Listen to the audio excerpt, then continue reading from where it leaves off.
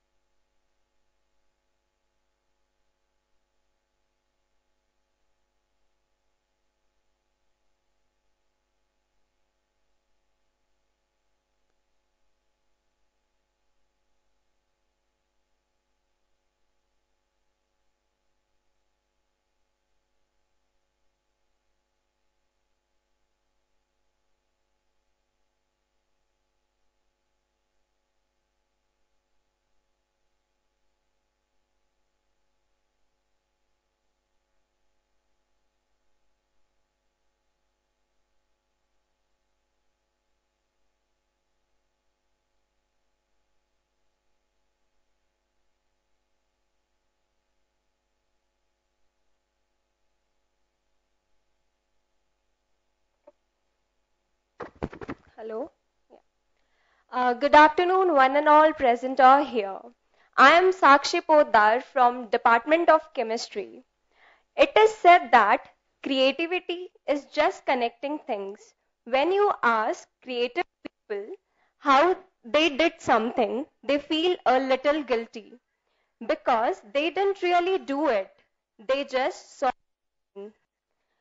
It seemed obvious to them after a while that is because they were able to connect experience they have had and synthesize new things.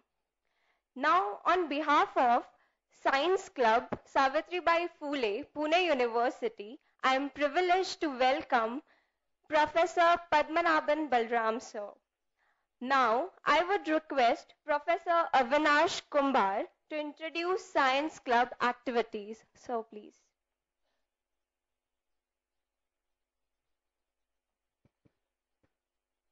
Yeah, I welcome you all on behalf of Science Club, Savitribai Phule Pune University, and also take this opportunity to wish you a very happy new year. I hope your 2018 has started on a pleasant note.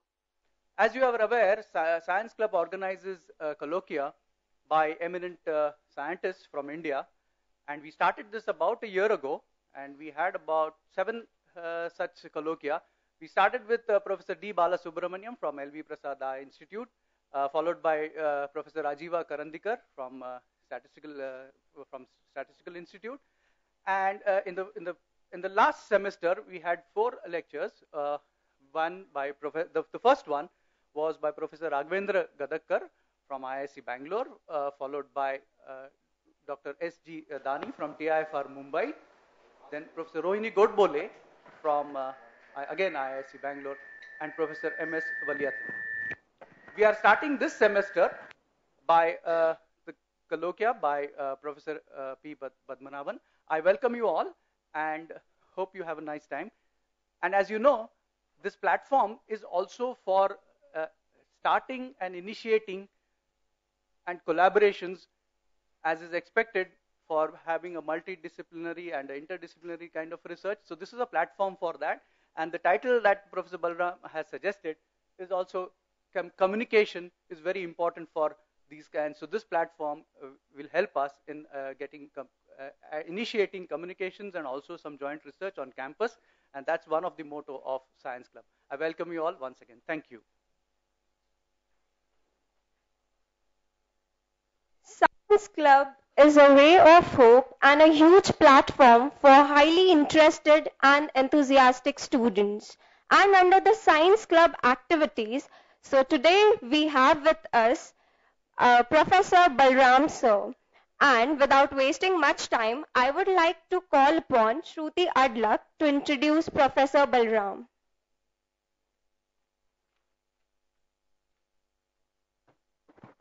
Thank you, Sakshi. Good afternoon, everyone. Professor Padmanabhan Balaram obtained his BSc in the year 1967 from Fergusson College, Pune University, MSc in the year 1969 from Indian Institute of Technology, Kanpur, and PhD in the year 1972 in chemistry from Carnegie Mellon University, USA. He worked as a research associate at the Howard University with Professor R.B. Woodward of the Department of Chemistry. On return to India, he joined the Indian Institute of Science, Bangalore, as a lecturer in the year 1973 and then became assistant professor in the year 1977, associate professor in the year 1982, and finally a professor in 1986.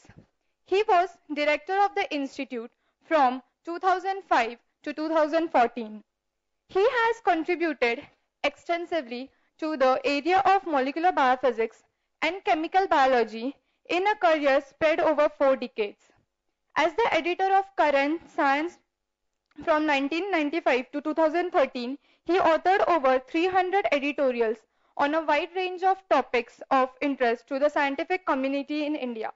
He has been associated with a number of advisory bodies of the government, including the National Knowledge Commission, the Science Advisory Council to the Prime Minister, and the Scientific Advisory Committee to the Union Cabinet.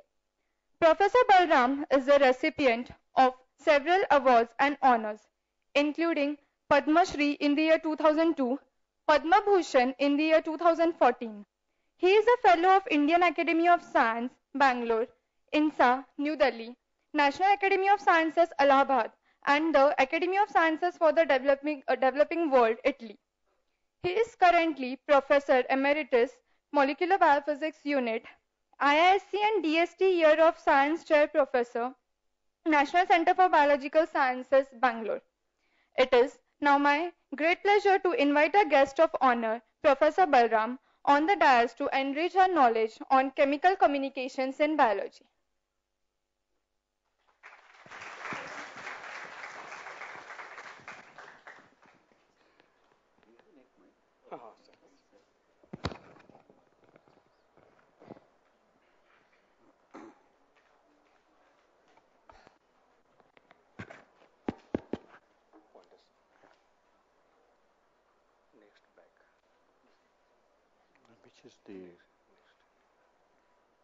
Which is the light?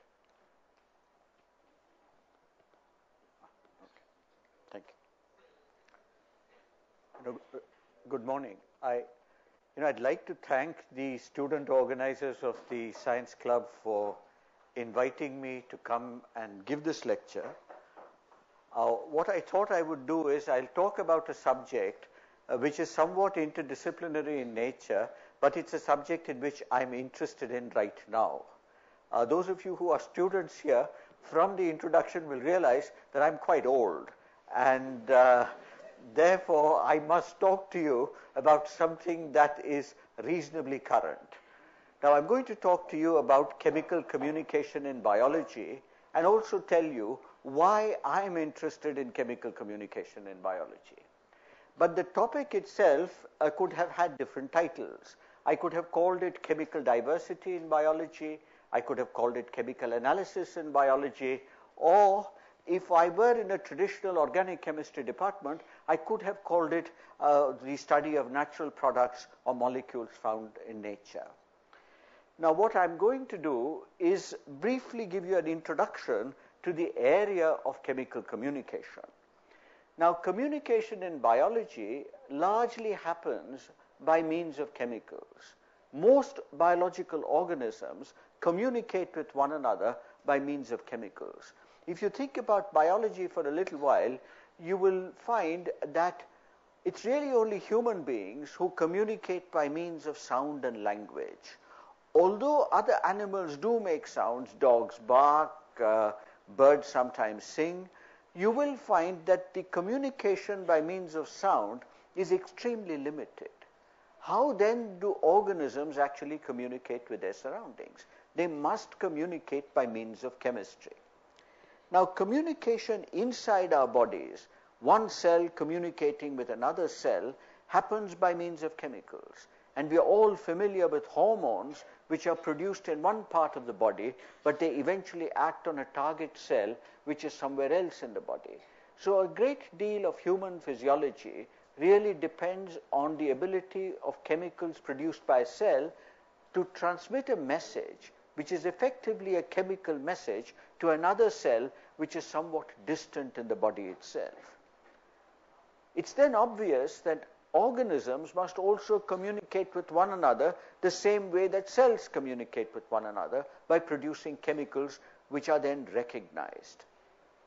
The classical example of this is, you know, for instance, that beetles will actually congregate at specific points in a plant, or somewhere in nature you will find clusters of organisms like this. Individual organisms like butterflies and bees will be attracted to specific plants, specific flowers. And the question always has been, how are they actually attracted? You know, they can travel over large distances and still very precisely descend on a specific flower. And this is very important in nature, because the entire process of pollination happens by pollen grains being picked up and then dispersed over a wide area. Now, over the years, organic chemists have found that diverse chemicals are in fact produced. These are what I will call chemical effectors. They play the same role that hormones play in your body, except that these are communication now between plants and insects, for instance. But look at the chemical structures here. In any interdisciplinary audience, what I've always found is that it's very dangerous to put a chemical structure, because if there's one thing that most people don't like, it is chemical structures. There are two things which, if you go to a school and ask students who are in 12th class, how many of you like physics, a very large number will put up their hands. If you ask how many of you like biology, an equal number will put up their hands. But if you ask them how many of you like mathematics or chemistry, much fewer will put up their hands. And this is because mathematics and chemistry are the two disciplines in which you need to learn a language before you learn the discipline. In chemistry, it is the language of the structures, and in mathematics, it is the language of the symbols and the equations. If you're not familiar with these, and if you're not comfortable with them, you immediately are repelled by the subject. You think it is something that you ought not to be doing. Biology is somewhat simpler. So is physics, because it relates to everyday life. We all are comfortable with Newton's laws, largely because we all are moving, we stop. When there's action, we know there must be an equal and opposite reaction. We remember Newton's laws without too much of difficulty. Biology also sometimes attracts you because you see things around you and you wonder. And here is a structure which you can find on the campuses. I'm sure you can find it on your campus. You find it on the campus of the Indian Institute of Science. All large campuses have these termite mounds. Now look at this structure. I was a faculty member in the institute for maybe 30 years without even worrying about these structures which I saw around me. But then I got a letter one summer from a student in Coimbatore who said he wanted to come and do a summer project. And he'd written to me that he wanted to study how the termites and a fungus which they farm from the soil, how these two organisms together put up the structure. So I thought he was a wonderful student because he'd written a research project. I knew nothing about it. So I told him, of course, you can come to my lab. You can do whatever you like in the summer. And he came along and he knew exactly what to do. And so one day he took me to a termite mound on our campus and told me, why don't you put your finger into one of those holes there? Now, I was a little bit hesitant because I had been told that there were snakes hiding inside there and they would come out now and immediately grab you and that would be the end of you. He said, don't worry, do it. And he pointed out to me that when you put your finger in there, it's distinctly cooler. And then you find that this is a marvel of civil engineering. It's biological civil engineering. And the termites and the fungus together have put up the structure. They learned how to make the holes in there so that air currents are drawn in different ways. And the structure itself has an ambient temperature inside the structure, which is distinctly cooler than the ambient temperature outside. But the fungus is invisible to our eyes. It's a microorganism. You can see it only under a microscope. And therefore, the soil is teeming with fungi. And the question is, how does the termite actually pick a specific fungus and farm it? So they can cooperate. They both must produce chemicals, and together they produce secretions. They use the moisture in the soil and then build the structure. How do they communicate? They must communicate. And E.O. Wilson, who is the founding father of a field which is called sociobiology, and if you heard my colleague Raghavendra Gadakar and attended his talk, you will find that he talks about social insects. And Wilson called the fungus farming termites one of evolution's master clockworks, tireless, repetitive, and precise, more complicated than any human invention, and unimaginably old. You can't say it better than Wilson. And they are very old, and their chemistry has been perfected over years of evolution. They communicate with one another. What can we do? We can now scrape off secretions from the termite. We can scrape a few fungal cells off and put them onto moldy mass spectrometers and find mass spectra. And then you find there are large numbers of molecules. And then you might actually find out what these molecules are. You must isolate these molecules. You must ask whether the isolated molecules now attract either the termite or the fungus. Do they have any effect, and so on? And you can build a research problem. I did not do this research. What happened was there are people who know more about these biological systems. My colleague René Borges in the Center for Ecological Sciences, who went on to work on the fungus farming termites, but I don't think the entire detailed chemistry has really been worked out.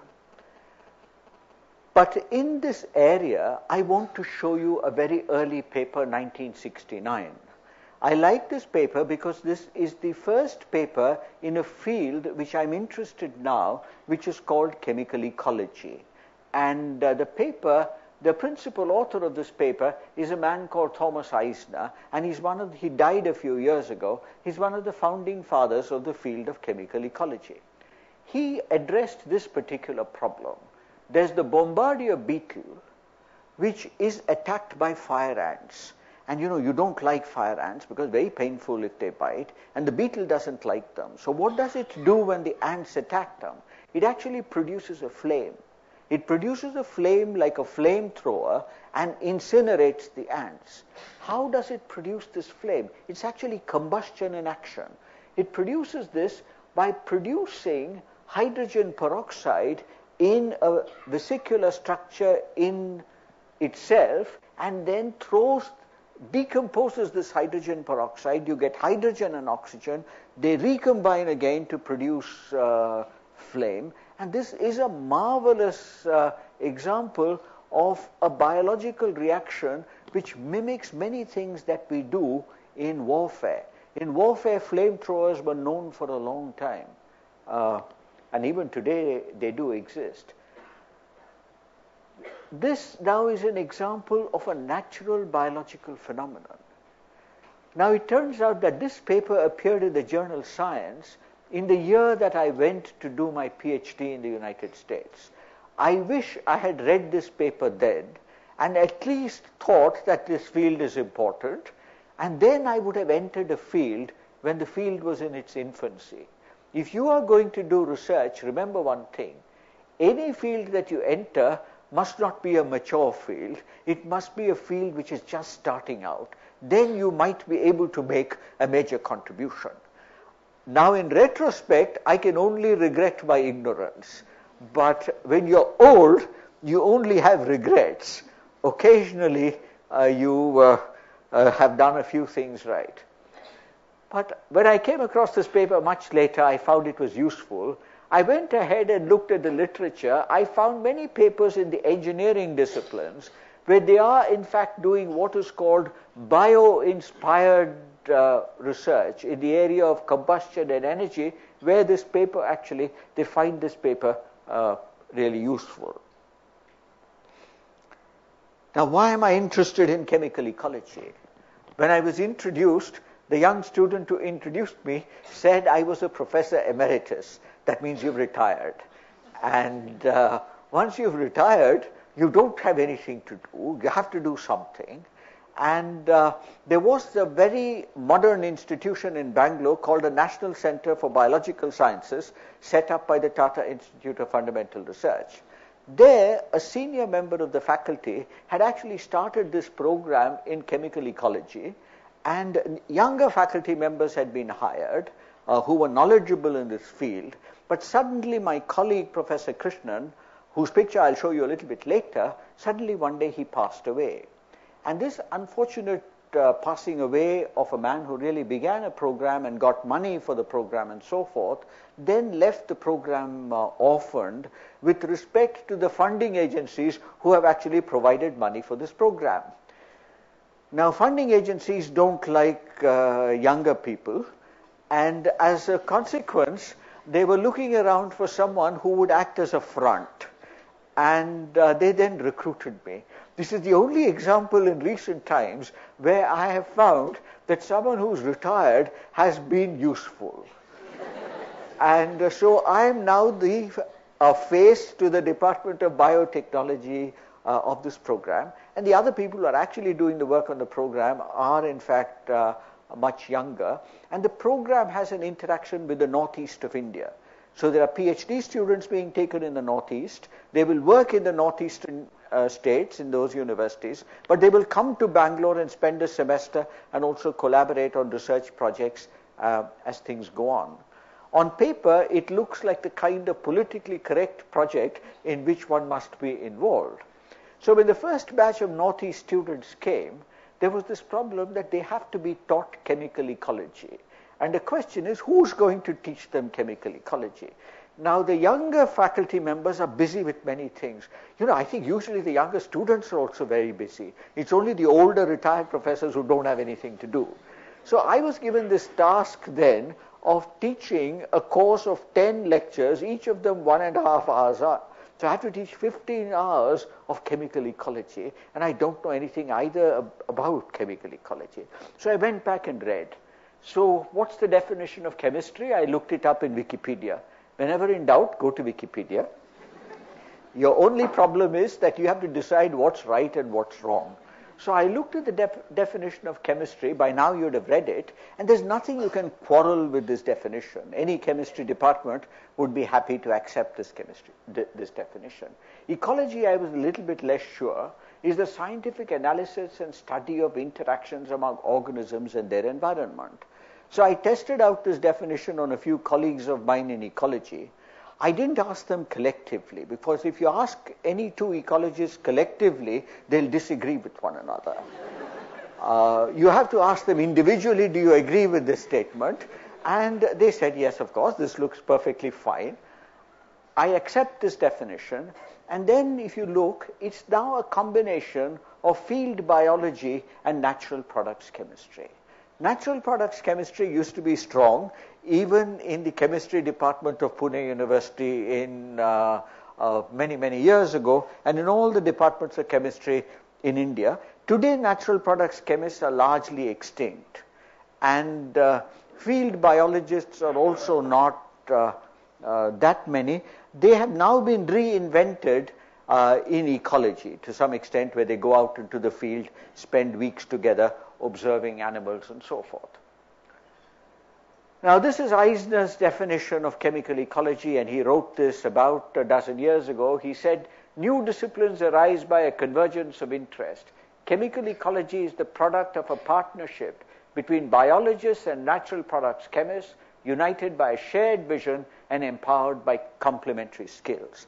This is wonderful, because if the science club is devoted to interdisciplinary activity, the only way that interdisciplinary activity will flourish is if you have people who have a shared vision, but their skills are complementary. If their skills are the same, they'll fight with one another. If their skills are complementary, maybe over a period of time they will find one another useful and they will actually collaborate. Now, he also says, how does this vision appear? This vision stems from the realization that all organisms emit chemical signals and that all in their respective ways respond to the chemical emissions of others. And this, I think, is very, very important.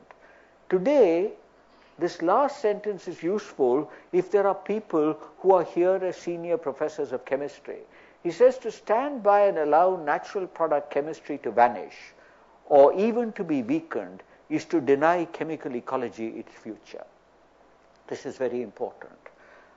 This is written by a man who is working in one of the best universities of the world, Cornell University. The people who have come out of Cornell now are professors in various places, including Harvard University, in their chemical ecology programs. Now let's go back and look at chemical communication. It's actually chemical, or how do we perceive signals? You know, this is from a kindergarten textbook, LKG or UKG, I've taken it. 5 senses. We all know touch, smell, taste, hear. Just think about each one of these. How do you smell? How do you taste? How do you smell molecules? How do you taste molecules? How do you feel touch? You'll find in every one of these, what we are looking at is sensory perception and signal transduction. How is a signal transduced? It could be a mechanical signal, which is touch. It could be a photon impinging on the eye, which is when you see. But downstream, there always is a chemical or biochemical event. A molecule or a physical stimulus acts on a receptor molecule. That receptor molecule is invariably a protein, and this then results in a downstream cascade of biochemical reactions. And this is what is called signal transduction. And today's cell biology, signal transduction is central to the study of understanding how cells in a body react to chemical or physical stimuli. Interestingly, on the surface of our skin, we have proteins which are called mechanoreceptors, which actually sense when you press down. And the mechanical force is now transferred into a chemical reaction downstream. So that's transduction. But chemical communication in biology means you must make lots of molecules, biosynthesis of diverse molecules. You must be able to characterize biological activity and chemical structures. So that wonderful building that you have with a great deal of equipment which I just saw is intended to characterize cells, intended to characterize molecules, and you must be able to do them. Recognition of effector molecules by biological receptors, which are invariably proteins. And there's a very high specificity of biological receptor-ligand interaction. This is known. And this is enshrined in your biochemistry textbook as Emil Fischer's lock and key hypothesis, which is more than a century old. Now, the lock and key hypothesis is interesting. Protein molecules recognize small molecules just the way a lock recognizes a key. The only difference is that over a century after Fischer, the lock has become slightly flexible and the key has also become slightly flexible. And the question that you often ask in pharmacology is, can you fool the lock with a fake key? So when people talk about agonists and antagonists of receptors, inhibitors and so forth, they're actually trying to fool the lock, block the lock from being opened and so forth. So I've put this picture of Fisher there because I must remind anybody in a hall in a chemistry department of Fisher who made probably some of the most fundamental contributions a little over 100 years ago, 115 to 120 years ago. You know, I am a conservative South Indian, and conservative South Indians never throw away anything. I'm sure the same thing is true with conservative Maharashtrians. They don't throw away anything. So when I retired as the director of the Indian Institute of Science, I was in a large house, and I found that I had over my career, moving here and there, accumulated large numbers of locks and keys which I'd never thrown away, in the hope that one day I will find some use for them. And now I was moving to a much smaller apartment, so I need to clear up. And I was still hoping to recover some locks and some keys which were useful. I tried most of the locks that I had, or most of the keys that I had. Nothing would open anything. And then I threw away everything, but it taught me a very important lesson. The lock and key metaphor is something that you must keep in mind when we are looking for biologically specific ligands. There are lots of receptors out in nature. There are lots of molecules out in nature. And the task of the biochemist is actually to match the locks and the keys. And that is the research that one actually does. But you really don't know sometimes. You sometimes found locks, sometimes you found keys, but you don't know what is matching. To tell you that this subject is in fact of great current interest, I've just taken one paper from a recent issue of Science, where it turns out that when plants make or flowers release volatiles to attract, say, bees and butterflies towards them, one would imagine that the molecules are produced by biosynthesis, and afterward they are small volatile molecules. They just diffuse and go out into the air, and eventually you have a very sensitive detection system which can recognize one molecule or two molecules many, many meters away from the flower itself. Is it just diffusion? This is where physical processes become important. Now it turns out that plants have to do this somewhat efficiently, and there are actually proteins which belong to the ABC transporter class which are actually pushing out these molecules. They're very, very similar to the kind of drug efflux pumps that our cells have, which sometimes push out drug molecules which try to enter a cell. So this act of using energy to pump out molecules from the surface of a flower is something that's being discovered only now. But to go back to sensory perception, you will find whether it's photons in a particular, right at the center, 550 nanometers recognized by a protein. If you want to recognize mechanical force, recognized by another protein. And capsaicin and geraniol. Capsaicin you taste, very spicy, and geraniol has a smooth, nice sweet smell, recognized by the receptors in the nose. They're all recognized by proteins. It's only the ear which sometimes, occasionally, is able to sense frequencies and sound. And you would find that human beings and other animals will sometimes respond to slightly different frequencies. So chemical communication is central to all biological phenomena, with very, very few exceptions. And therefore, I must quote here a famous biochemist, Arthur Kornberg, who wrote an article many years ago which I read, in which he was titled Chemistry, the Lingua Franca of the Medical and Biological Sciences, which means that if you have biology education or medical education, the most important thing is that you must have a chemical education. So for anybody who's designing interdisciplinary syllabi, they must learn that today there is no getting away from learning chemistry. This is why you can't get into American medical school unless you have passed a chemistry course. And you can't get into American medical school unless you have an undergraduate degree. But today in India, you can get into a medical school after 12th class, and many of you might have wanted to. And most of the clinicians whom you meet are neither educated in chemistry, nor are they educated in biochemistry or all the modern developments that have taken place in molecular biology. And this is in fact a problem. But even between chemistry and biology, Kornberg sensed, and remember Kornberg was at Stanford, and so he sensed this in America 20 years ago and wrote this. He says the rift between the two cultures of chemistry and biology might derive from the apparently more right brain dominated character of biologists and left brain dominated character of chemists. What did he really mean by this?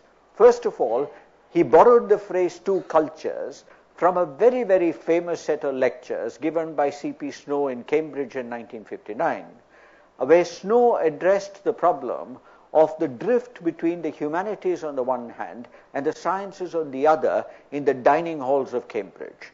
And he felt that scientists and the humanities professors were no longer talking to one another and understanding one another, and how important it was for humanities professors to understand science and science professors to understand the humanities.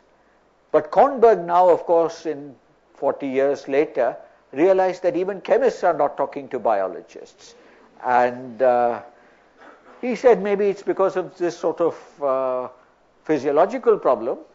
And the physiological problem is because neuroscientists always feel that the left brain is dealt with, you worry about science, mathematics, you think analytically, logically if you use your left brain, whereas painters, poets, artists actually use their right brain more, they're more creative. And he suggested maybe biologists are more creative and using their right brain, whereas the physicists and the mathematicians are very much more logical and analytical, so they are using their left brain. I don't know where the chemists are, and this is a chemistry hall, but I suspect that chemists fall into two. Professor Gadre, for example, is a theoretician, so you would expect him to be much more logical and analytical, whereas I was trained in the softer branches of chemistry. So I say that people like me have always worked right down the middle. And if you're right down the middle, what happens is you're schizophrenic. Sometimes you pretend you're on this side, at other times you pretend you're on the other side. But then back to molecules. I show you some molecules.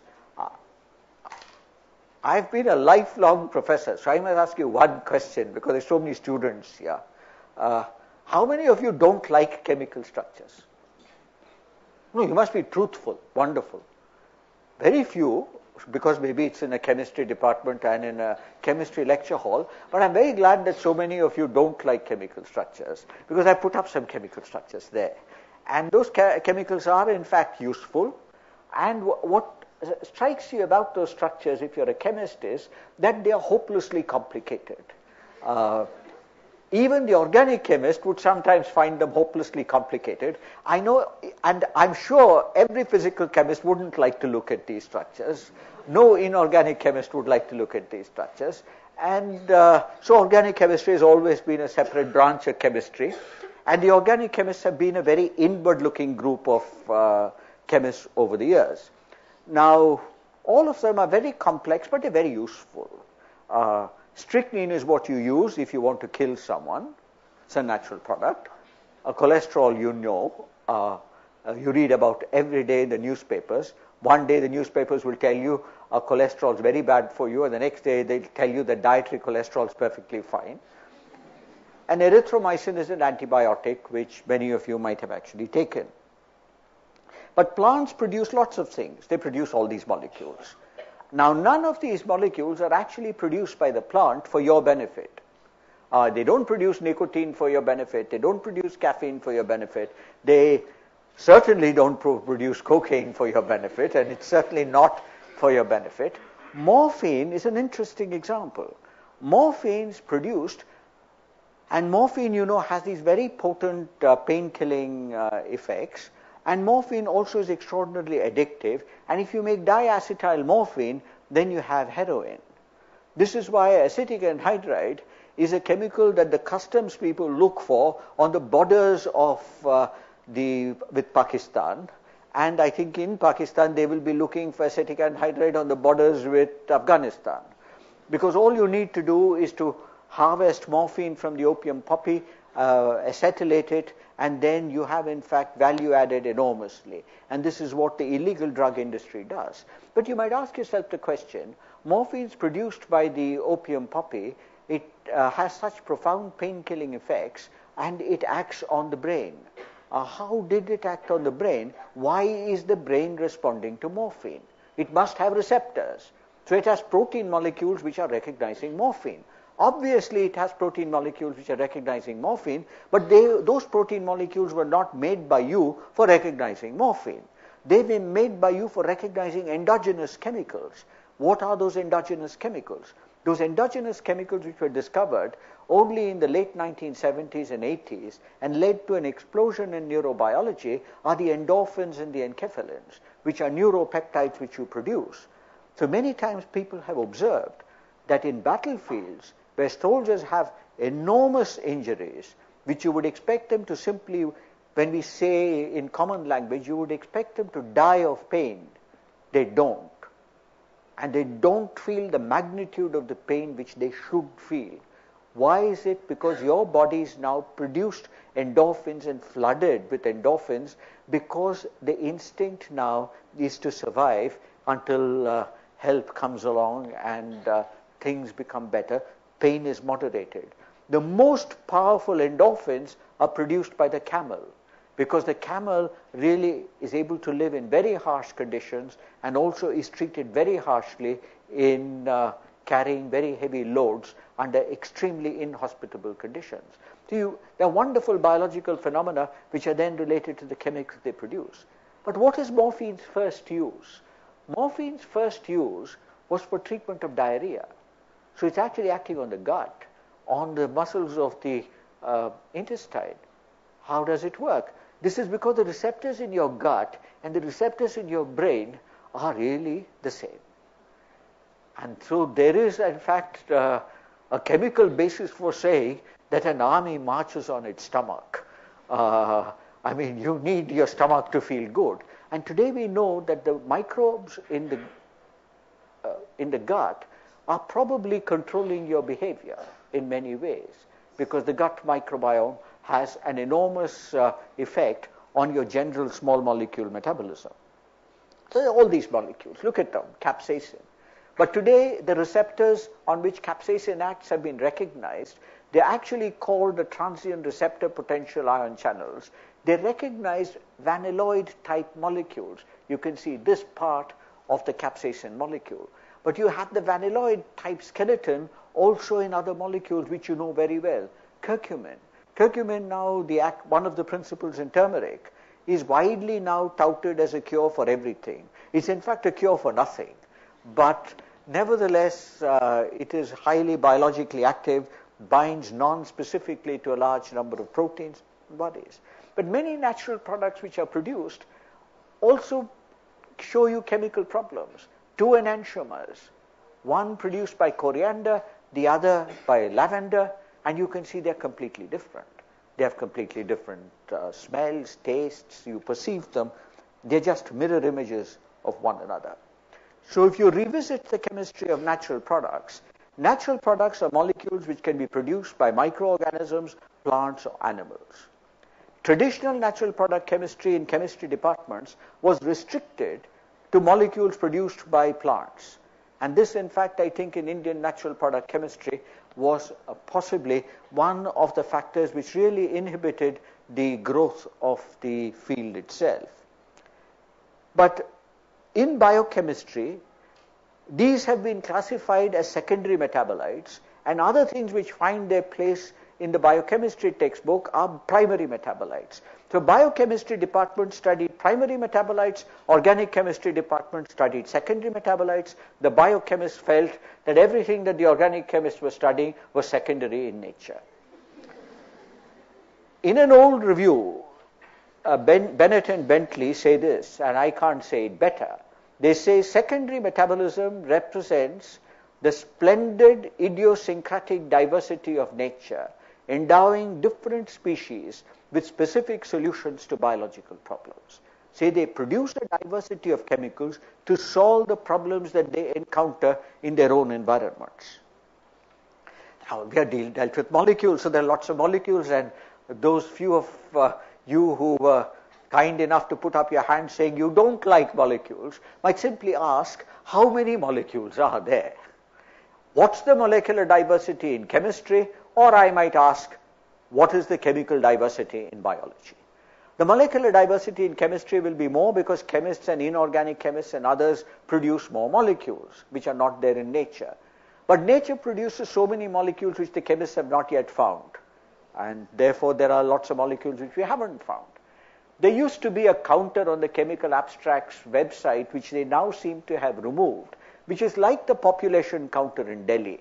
So once I did this experiment, I counted for a few minutes with my watch, how much was it ticking, and you can find the kinetics of growth of the Chemical Abstracts database. You know, retired professors have to do something, and you will find professors who are in service are so busy that there's a lot of work for retired professors to do. Now we have some questions. These are the kind of questions I would like to ask in a course in chemical ecology, which I have been tasked with teaching. How many chemicals are produced in nature? This is chemical space. The answer, of course, I would say is I don't know at the moment. How many living organisms are there in nature? That is biological space. I don't know. How are these chemicals synthesized? If I knew what the chemicals were, I know a little bit about biosynthesis. There must be genes and there must be enzymes. And then I ask the question, why are these chemicals necessary for the organism?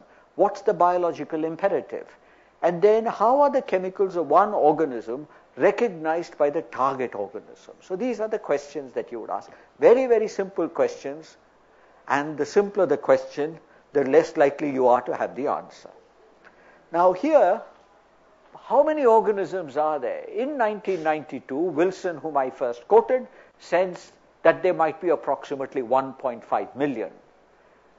At the turn of the century, he'd actually multiplied this number by about 10. He said there were 10 million. So I will multiply it probably much greater than 10 million, because the vast number of organisms you can't see. They are invisible. They are microorganisms. That's biodiversity. How many of you think the biodiversity must be protected? Good. You must put up your hands because it's a politically correct question. How many of you think that the biodiversity doesn't matter?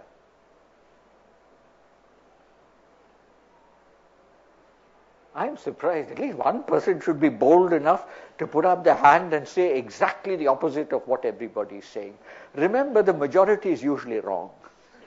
You know this when the results of successive elections are declared. And this is because when we say we are protecting our biodiversity, we often do not know what we are protecting. Now, you don't know what your campus vegetation looked like 300 years ago. Most of the things have been put there and they are man-made and they've been transmitted from one place to the other. So it wasn't the natural vegetation at all. So man has actually transformed nature. Nature has been transformed by other organisms too. But human beings have influenced their environment far more than others. So sometimes you don't know what it is you do. Chemical space, how many chemical molecules are produced in nature? The answer is, Bergstrom says 1 million in 2007. In 2017, if I were conservative, I would say that our ignorance actually increases with time. You would expect that it would go down, but what you realize is the magnitude of the problem is much more than what you had imagined. I might say it might be 2 million, 3 million, 5 million. You'd have no way of proving me right or wrong. This is natural product diversity. If you identify biological roles for natural products, that is bioprospecting, if you identify the molecules responsible for mediating observed biological phenomena, that's chemical ecology. This is what the government would like to fund. This is what they don't want to fund. And the reason is you hope that you will find the next antibiotic which will make $1 billion or something like that. Now, of course, if you don't know how many species there are in nature, The question is, how would you estimate how many species there are in nature? I don't know. So the next best thing, if you don't know something, is to ask a friend. And I asked Professor Niranjan Joshi of the Center for Ecological Sciences, who's actually a mathematical ecologist, really a statistics specialist, and he didn't answer my question. He instead immediately sent me a paper. He said, you read it yourself. It says, estimating the number of unseen species, how many words did Shakespeare know? So I read the abstract. I didn't read much more than that. I found this interesting. Shakespeare wrote this many words. And he says, of these, so many appeared only once, so many appeared twice, etc. They say they counted the frequency of occurrence of all the different words that Shakespeare used. After that, the question considered is how many words he knew but did not use. And then they said this I have to read. It says a parametric empirical Bayes model due to Fisher and a non-parametric model due to Good and Toulmin are examined.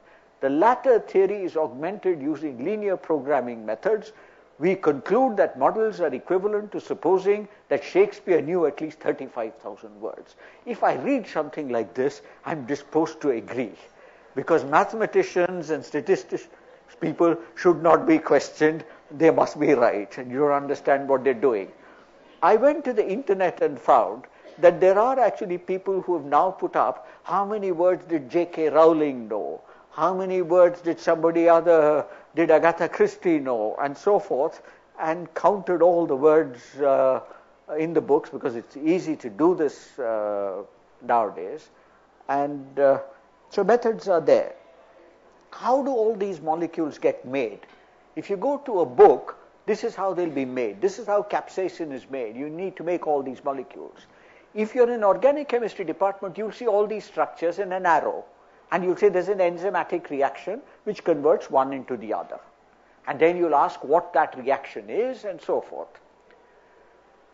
If you're in a biochemistry department, you'll write the names for these. You won't write the structures, but you'll write the enzyme and you'll study the enzyme.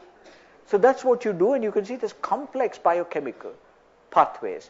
How are each one of these enzymes made? In order to make an enzyme, which is a protein, you need a gene. And if you now need a gene, that means the organism is investing a huge amount of its genetic potential, effectively its energy, in making all these molecules. So it's a huge investment. And huge investments, neither by organisms nor by investors, are made uselessly. You need a return. You need it. And why do the organisms need this? That's the question that chemical ecology actually asks. So every molecule, including molecules like erythromycin today, are made in this complex fashion, modular fashion, where many, many genes for sequential reactions are aligned on an operon and turned on all at once. The molecular biologists have understood this. And so there must be concerted gene expression. So then, in our discussion, what we are really wanting to relate is biology to chemistry. So in biology, we talk about organisms and behavior. In the aspects of chemistry that I'm talking about, receptors and so forth, and biosynthesis, we deal with proteins and enzymes. How are these two things connected to one another?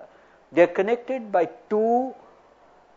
they're actually connected by the three pillars which hold up modern biology: genetics, evolution, and the chemistry of heredity, as sort of put forward by the Watson-Crick double helix. So I have put here Oswald Avery, who discovered that DNA is the genetic material. I put his picture here. So genetics and evolution actually link biology and chemistry. And what happens then if you have random mutations in genes and you have Darwinian selection at the level of molecules, then as the environment poses new challenges to organisms, organisms respond. They respond, and the mutant organisms are now selected for that particular environment. So Darwinian selection at a molecular level is actually central to our understanding of diversity, and also in many ways of evolution over time. So substrate to product requires an enzyme, and the enzyme requires a gene. And for a multi-step biosynthetic pathway, you require many, many genes. Now, if I said that enzymes are important today in any modern institution, and I work in two institutions, I work in the most, right now, as a retired professor, I work in the most modern institution in India, the National Center for Biological Sciences. And here in the corridors, you're afraid of talking about enzymes because enzymes are very, very old. On the other hand, in the Indian Institute of Science, which is a very old institution, all the faculty members are very new. And therefore, there also you're afraid of talking about enzymes because they'll tell you that you're talking about enzymes because you're very old and you don't know better. The only way to keep everyone quiet is to quote one of the high priests of modern biology, that is Francis Crick, and who said that the main function of proteins is to act as enzymes. And he said this in 1958, which says how far ahead he thought. He says it is at first paradoxical that it is probably easier for an organism to produce a new protein than to produce a new small molecule. And this is true, because you produce protein from genes, but you need many proteins to produce, and many genes to produce one small molecule. And that is, in fact, a paradox of biology. He also added there seems little point in genes doing anything else but protein synthesis. And this, I think, even after 60 years, is probably true. But I want to very quickly, because I'm running out of time, very quickly show you an example from the past. This is one of the first major natural product experiments in the field to find the sex pheromone of the silk moth. That's the silk moth. The female silk moth on the left emits this molecule here, bombicol, and attracts the male silk moth, and only then can they mate, and this is critical, in fact, for the silk industry now. And that's the molecule which is made, and that's the biosynthesis. Now you can ask, how was bombicol actually isolated and characterized? It was done by Butenandt, who won the Nobel Prize for isolating and determining the structures of the human sex hormones. But many years later, he did the bombicol problem. And this is now one German page in an old journal. Today you can translate it with Google Translator, and then Google Translator doesn't do it very well, but I studied German at Pune University when I was an undergraduate here in Ferguson College. I used to come on the cycle all the way, so I know a little bit of German. So you can then, since you know English grammar and a little bit of German, and Google's already translated it, and you know a little bit of chemistry, you can make a translation of the article. I did this for a course that I was teaching. But then it turns out that in order to find this molecule, he has to isolate it, derivatize it, and in those days, since he can't actually see it, he has to add another group which gives color to it, so he can chromatograph it following a yellow color, which is all this azo groups and all which is added on here. And eventually, it's all fantastic. When he's actually finished it, and you read, and this is what you need to know really. He took 500,000 glands, and from 500,000 glands, after having added this big group, he got 6 milligrams of a derivatized material, and these glands were collected in Japan and transported to Germany. And after doing all this, by oxidative degradations, he actually found what the products were, put them back, the fragments were, put them back together, and discovered the structure of bombicol. If you ask the question, can you do it today? The answer is very straightforward. You cannot, because we've lost the skills of doing all of this, and we also don't have the patience to do it. Can you do it any faster? Today, yes, you can do it faster. If you have a lot of money, you can buy a lot of instruments, and you already have them. They're all there. I just saw many of them. Every one of these instruments I saw, the X-ray diffractometer, an NMR spectrometer, a mass spectrometer, all of them. I'll mention a little bit about mass spectrometry, but every one of these techniques, chromatography, high-performance liquid chromatography, all of these you're familiar with, gas chromatography, people there told me. You get molecules. I'll skip over this, but to just tell you that you need techniques. And techniques are very important. I will quote here the founding father of chromatography, the Russian Mikhail Shved. He said an essential condition for all fruitful research is to have at one's disposal a satisfactory technique. He then quoted Descartes in the French. The translation is, all scientific progress is a progress in a method. And he says, unfortunately, the methodology is frequently the weakest aspect of scientific investigation. The theoretical physicist Freeman Dyson said this many years later. He said, science is often driven by new technology rather than by new concepts. Today, therefore, we acquire technology with sometimes frightening rapidity. But whether our abilities to use those technologies are sometimes remarkably limited. All the technologies that we've used, you can see that their evolutionary origins are in physics. I've traced crystallography here just through a few Nobel Prizes. There have been more. It's moved through physics, chemistry. Now it's completely revolutionized biology. And now electron microscopy is doing exactly the same thing. NMR spectroscopy is an even better example, because when Rabi first did the molecular beam experiment on trying to determine the magnetic moment of atomic nuclei, nobody would have imagined that it was a useful experiment to do. Nobody except the physicists were interested in the magnetic moment of an atomic nucleus. Today, magnetic resonance imaging is what you use in medicine routinely. But it's passed through, and methods also evolve the way scientific disciplines evolve. And if you think about it a little bit, it's also the way molecules and organisms have evolved over time. There's a process of evolution where you need to do something, therefore you learn it, and then you do it. Mass spectrometry is the most recent addition to this battery of techniques which you have today. From J.J. Thomson's initial work on the electron, through Aston's work on isotopes.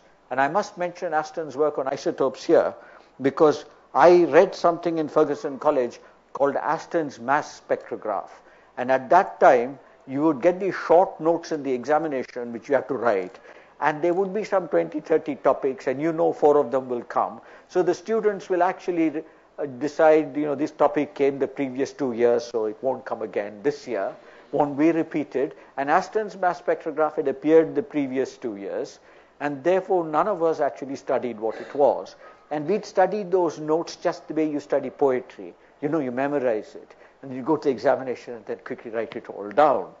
And I still remember this because I was hugely disappointed when suddenly I found in the a note on Aston's mass spectrograph. I don't know what it is. I never imagined that years later I would feel like celebrating Aston, because if he hadn't found the isotopes, he would have had so little to do. But this now is revolutionizing biology. It's revolutionizing many areas of analytical chemistry. But I'll just end by showing you my own interest in this. I work on this organism, the marine cone snail. It was produced, I was introduced to the problem by my late colleague, Professor K.S. Krishnan. He brought these organisms in a backpack to my lab, emptied them on my desk. They were smelling very badly because he'd collected them on the southern-most tip of India, or the Tamil Nadu coast, and he hadn't even cleaned them up. I asked him, what do you want me to do with this? Put it all back into your bag. He did. Asked him, what do you want me to do with it? He said, look, they produce all these wonderful molecules. They're toxins, and you study the toxins. I said, why do you study the toxins? He said, you're a peptide chemist, and you should be able, they're all peptide toxins, so you should study them, and they're useful in neurobiology. I asked him, what will you do? He said, I will collect the shells and build a shell collection, go back to the beach and collect more shells. And so he put me onto this problem. I am by nature a technician. So if somebody brings me a problem, I try to solve the problem. If I can't solve it, I still keep trying. So I then began to work on the analysis of these molecules. They're all produced in this venom duct. This snail coats it onto this harpoon-like structure, throws this onto a fish or another worm, immobilizes it, and then eats it. Because it can't move very quickly. So it has to immobilize, paralyze its target. So there are paralytic toxins. We have the same receptors and channels. Therefore, the paralytic toxins work on us also, but they don't work as effectively. They won't kill us. Some of them will kill us, but most of them won't kill us. But they might cause us a little bit of a problem. So this is very interesting, because that's the first step in getting a next generation set of central nervous system acting agents. Also tells you that biology makes remarkable structures. There are lots of molecules. So there are many organisms, many peptides, many enzymes. So you can do a lot of work. I've sort of run out of time in many ways, both in life and in resources. But they consist of a large number of very complex molecules. And the way you sequence these molecules today and determine their structures is primarily mass spectrometry. And the only thing I'd like to introduce about mass spectrometry here is mass spectrometry is the only technique that I know of where sensitivity and resolution are not mutually incompatible. And therefore, over the years, the sensitivity of mass spectrometers and the resolution of mass spectrometers has in fact gone hand in hand. And you can use very little material, you can get very high resolution information. If you interface with high performance liquid chromatographs, you can analyze large numbers of molecules. And then, conceptually, the way you determine structures is no different from the way Butenandt determined structures. He broke molecules with chemical degradation. Here you take molecules into the gas phase, give them enough energy, they're charged, and you break them. So they fragment. So you get spectra like these. If you get these, you can work out sequences. And each letter here stands for an amino acid, and I can work out from a spectrum like this simply by looking at numbers that there's a sequence that goes this way or a sequence that goes the other way. I don't know the direction, but I can recognize things. Can I get the entire thing? It turns out many times you cannot because the spectra don't have sufficient information. But then molecular biology comes to your help. Krishnan left me with a task unfinished. He said we will do what is called deep sequencing or next generation sequencing, and then he unfortunately died. And then I had this project where we are supposed to do deep sequencing, and I don't know what deep sequencing is. I went first to Wikipedia and read what deep sequencing was, and then I found that it was an extremely complicated process, but you can collect data rather easily. If you isolate messenger RNA, which is okay, there's a protocol for doing it, and then you convert it into cDNA, there's a protocol for doing it. Afterwards, this cDNA is simply broken into nucleotide pieces by a process on a machine into, say, 99 base pair long fragments. And you get millions of them. And then all of these you're supposed to match up and eventually determine a gene sequence. The metaphor is how I would explain it. Suppose you had a manuscript, 1,000-page manuscript.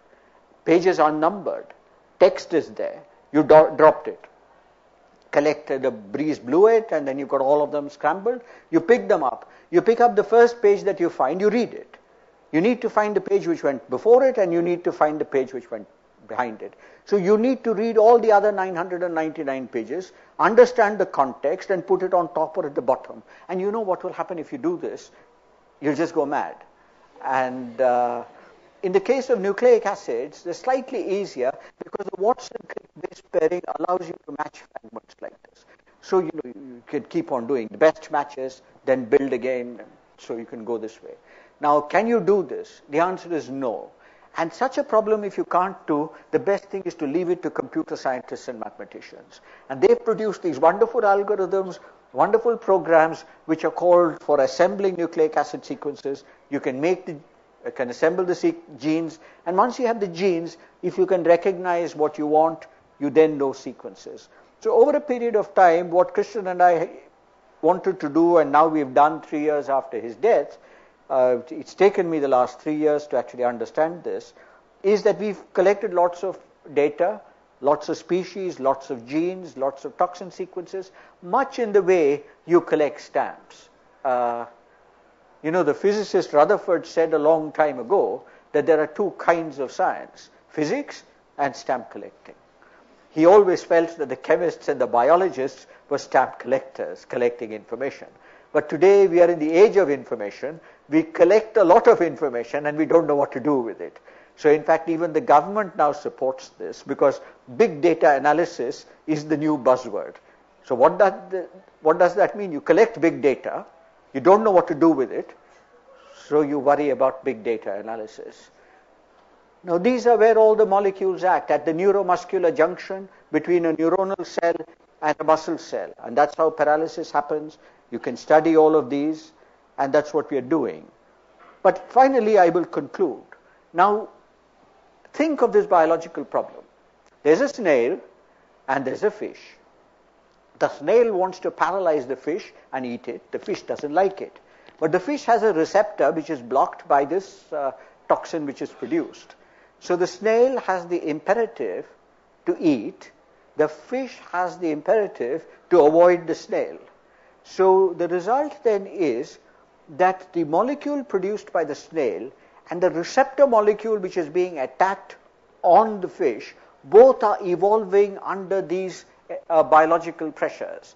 And therefore, the predator-prey relationship in biology is one which eventually reaches an equilibrium. It reaches an equilibrium in which neither the predator nor the prey entirely wins.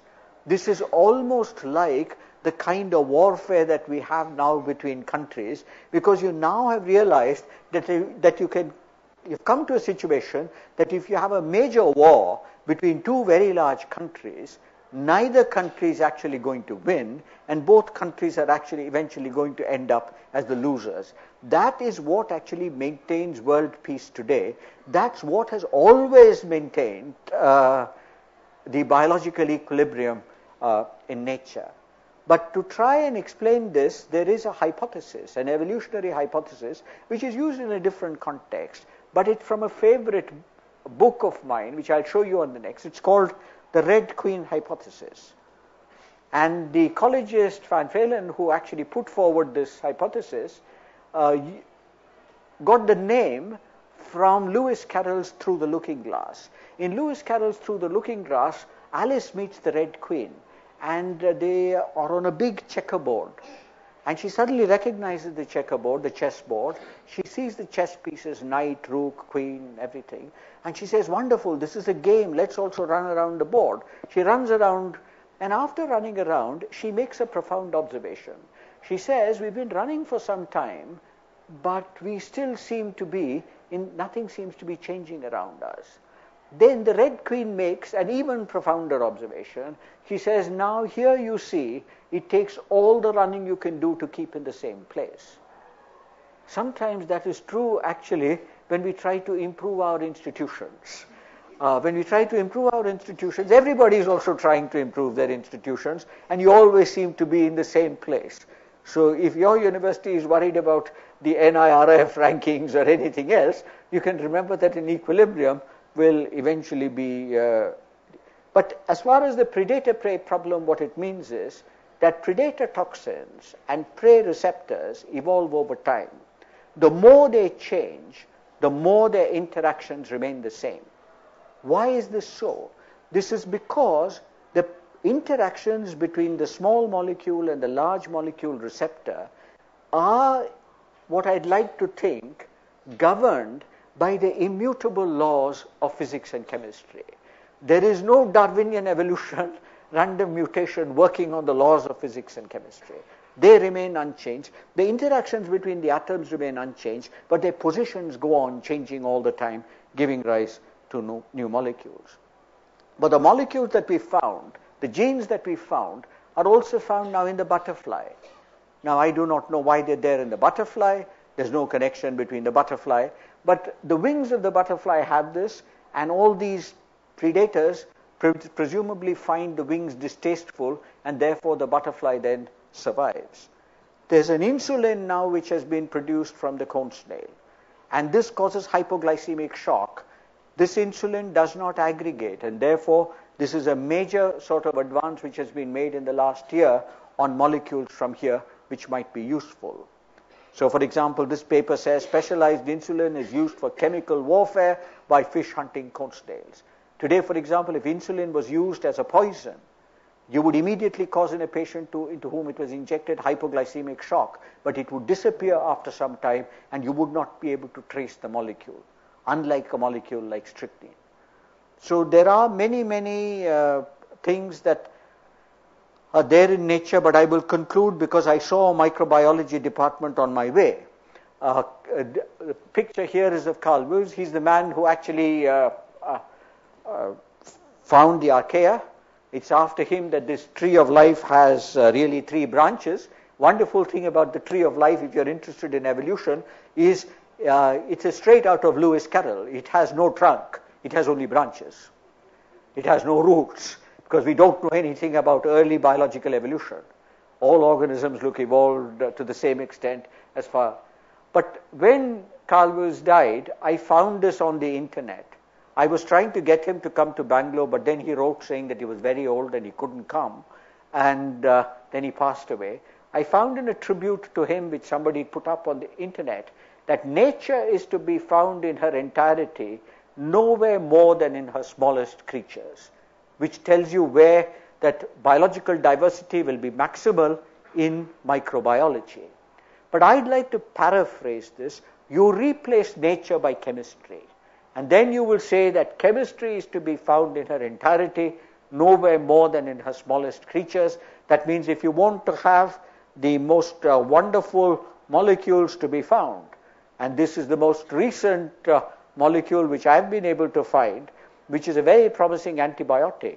It's right up there in your nose, and it's a molecule which is actually produced by the organisms which symbiotically they live along with you in your nose. So the nasal microflora are actually protecting you a little bit by producing molecules which kill other organisms that you're likely to inhale. So I think the connection between microbiology and chemistry and maybe other disciplines of biology is only going to grow in the future. And on my last slide, I don't have any acknowledgements here other than Professor Krishnan, who actually introduced me to this area.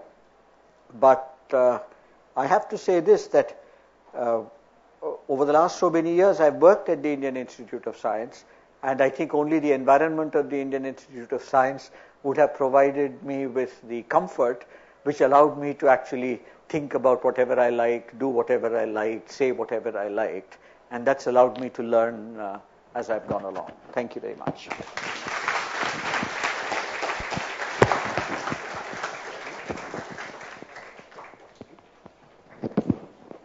I'm sorry if I took a little longer than I should have.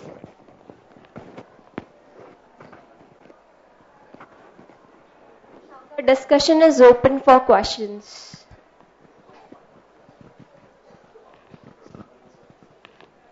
Sir, this is Dr. Bala Prasad from Chemistry Department. If we knock A to Z any alphabet, we will get one name of cancer. And every cancer has their respective antigens. Here discuss about lock and key model.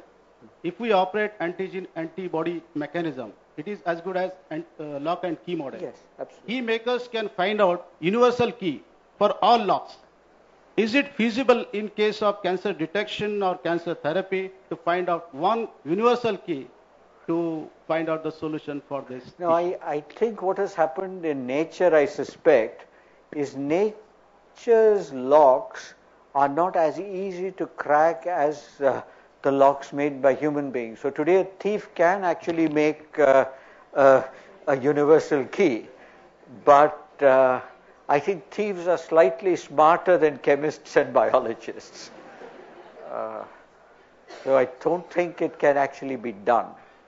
But today you will see that where the physical lock is not there, where you now have virtual locks on computers and so forth, people are trying to find more and more security things in cybersecurity which cannot be cracked.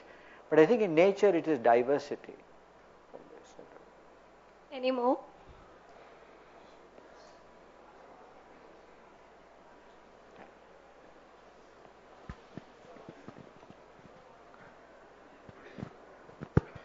So I'm Dr. Deepthi from Physics. So this was a completely fresh, fair and wonderful lecture. Thank you.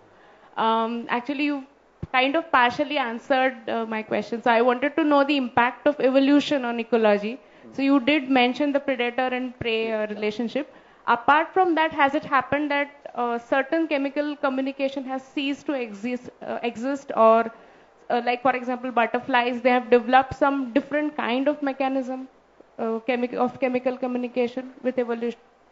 Where it is not chemical in nature. Or has there been a change in the chemistry aspect? No, you see that this is a problem that, for example, this is where I say that we have this huge gap when you look at organisms and the kind of molecules and biosynthetic pathways which they are using for making many things. Now, all organisms don't have all biosynthetic pathways, but by and large it turns out that what you see is somewhat, they're all similar. We don't have any chemical fossil record for whether, this is actually an open question, chemical evolution. How did all of this actually come about? This is why there's always this tension. The creationists in America are actually strongly led by some maverick biochemists who say that the complexity of biochemistry could not have arisen by the slow process of variation, selection, and so forth, but will have to have been done by divine intervention. That, of course, is blasphemy to one side. The other thing is blasphemy to the other. But we don't have a record. I know what you're asking. We can't ask a question today, is an enzyme, is there a poorer working version of the enzyme available, and has the enzyme now been perfected through evolution? Evolution doesn't perfect anything. Evolution has no purpose.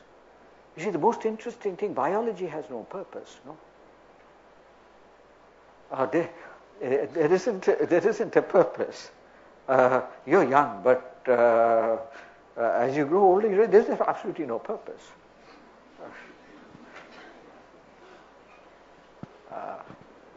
So it's just chemistry. A very similar question to this.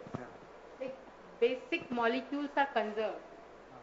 Their functions are conserved. Yes, absolutely. Similarly, some of the chemical communication ways are also conserved from lower invertebrates to higher in the form of, say, their receptors, their... No, in fact, now, for example, in plant-insect interactions, some of the most interesting things which have come out in the last few years is many times the chemicals which the plant is using are not produced by the plant.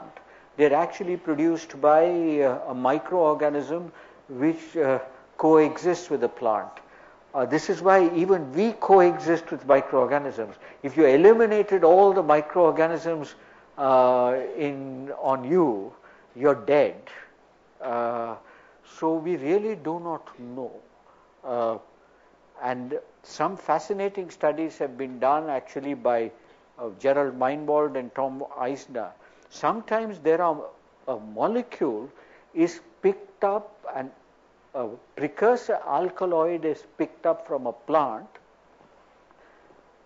modified, and the modified molecule now transmitted to progeny in an insect to give the progeny now some level of defense against. So this kind of what one would call symbiotic relationship between organisms in biology to actually attack or defend against a third organism. There's actually no difference. The politics of biology and the politics of humanity are very, very similar.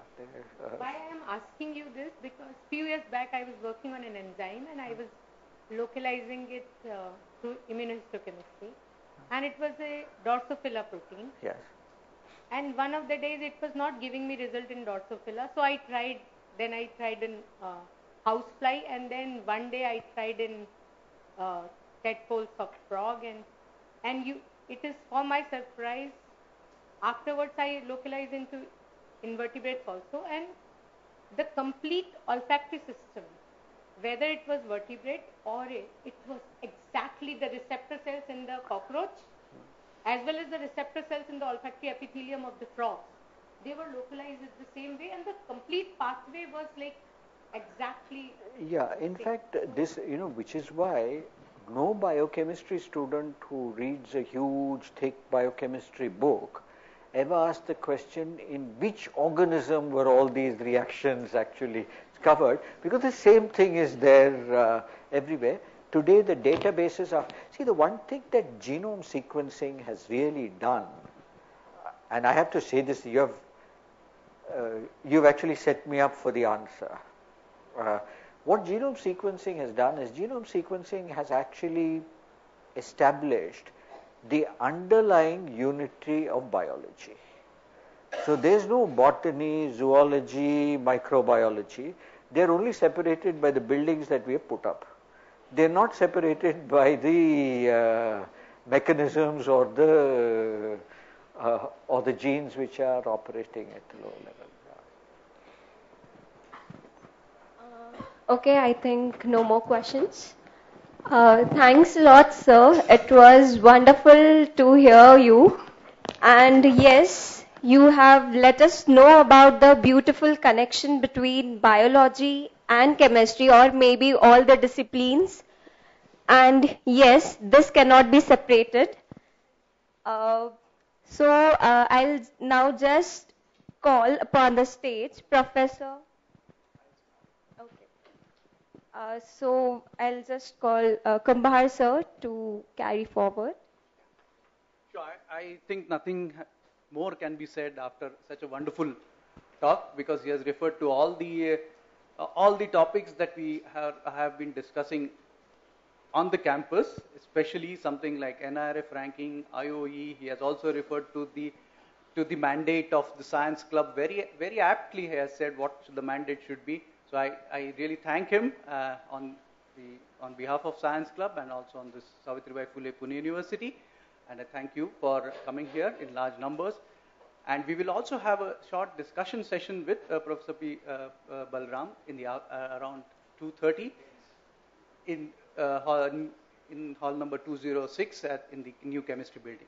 Thank you. And I also thank Grey Eye Vision, which is webcasting this. So this will also be available for you. I think you should go on looking at this in future to sort of energize ourselves for this talk. Thank you very much.